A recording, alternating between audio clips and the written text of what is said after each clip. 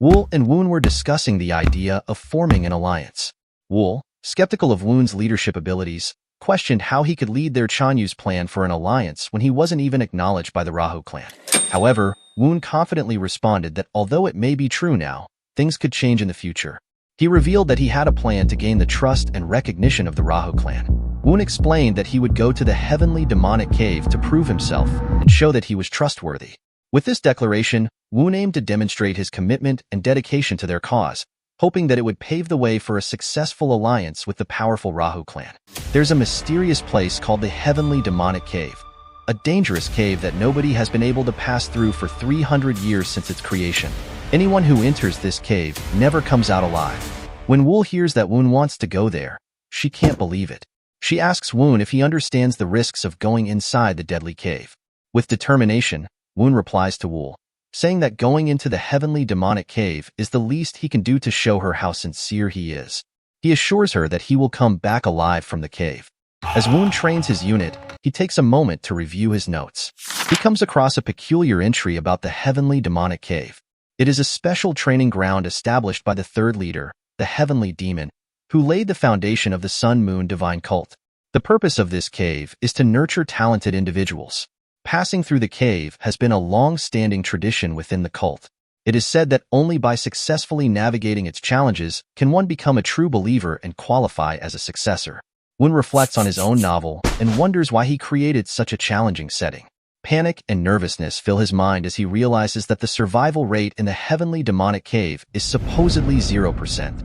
Yet, he knows that if it were the second young master, he would find a way to survive.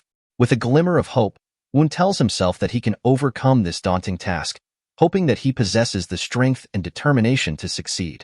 With his preparations done, Woon takes a deep breath and steps into the entrance of the heavenly demonic cave. He is equipped with a special suit and gloves to protect himself. As he enters, Woon encounters the first trial of the cave, the heavenly demonic mosquitoes. These tiny creatures sting people with their hallucinogenic saliva. It's not just a regular mosquito bite. It causes strange visions and confusion. The real danger lies in the fact that their numbers multiply rapidly. From a few mosquitoes, they quickly become hundreds, draining their victims of energy and fluids. Dehydration becomes a real threat, and survival becomes increasingly difficult. However, Woon has a secret advantage. He had foreseen this trial and sought wisdom from the master craftsman to learn survival techniques.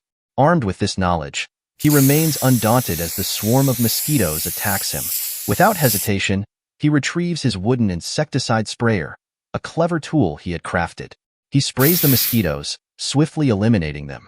To ensure they pose no further threat, Woon sets the pests ablaze. Recalling a passage from his own novel, Woon remembers how the second young master overcame the mosquitoes with his flame art.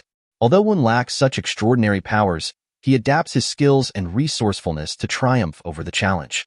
With the mosquitoes defeated and the first trial conquered, Woon breathes a sigh of relief. He realizes that his preparation and quick thinking have paid off, allowing him to successfully pass this initial test within the heavenly demonic cave. Encouraged by his progress, Woon continues his journey, eager to face the trials and unravel the mysteries that await him in the depths of the cave. In the second young master pavilion, Jean, the antagonist of the novel, and Jiam, the first young master, engage in a conversation. Jiam asks Jean if he's not a little too relaxed.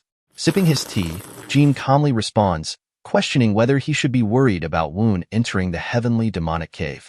Jiam agrees, mentioning that Jean had planned to enter the cave himself next month. Jean acknowledges this and wonders what could have motivated Woon to enter the treacherous cave. In a disrespectful tone, Jiam dismisses Woon, calling him an idiot and expressing embarrassment over having to consider him as a brother due to their shared bloodline from lowly merchants. Jean, sensing Jiam's insulting words, emits a strong aura, warning Jiam to refrain from making statements that could be misunderstood. Jean emphasizes that they are individuals dedicated to the cause of their divine cult, urging Jiam to remember their shared purpose and commitment. As Jiam reluctantly agrees with Jin's response, a sense of fear lingers within him. Deep down, he is aware of how truly terrifying his seemingly weak-looking brother can be. Jiam knows that beneath Jin's calm exterior lies a formidable presence that commands respect and strikes fear. Despite his initial attempt to insult Woon and express his disdain, Jiam is well aware of the consequences of provoking his brother further. He understands that underestimating Jean would be a grave mistake. As Woon ventures deeper into the cave, he clutches a lamp tightly in his hand, providing a flickering light in the darkness. Suddenly, a chill runs down his spine, signaling the approach of the next trial. Woon knows he must prepare himself accordingly. First, he covers his ears, knowing that the blood poison pearl is necessary to pass the upcoming trial. He then proceeds to blindfold himself, readying his senses for the challenges that lie ahead. It is time for the second trial, the Heavenly Demonic Cave's Phantom Formation. In this eerie place, every imaginable nightmare becomes a reality. The fog surrounding Woon heightens the intensity, making the nightmares feel all too real. However, he recalls from his novel that Jin's martial arts had swept away this fog. Woon understands that any hint of doubt or wild imagination could spell doom. With a firm grip on his sword and a resilient mind, Woon navigates the second trial successfully. Though he employs a different approach than the second young master, he finds solace in the effectiveness of the blood poison pearl.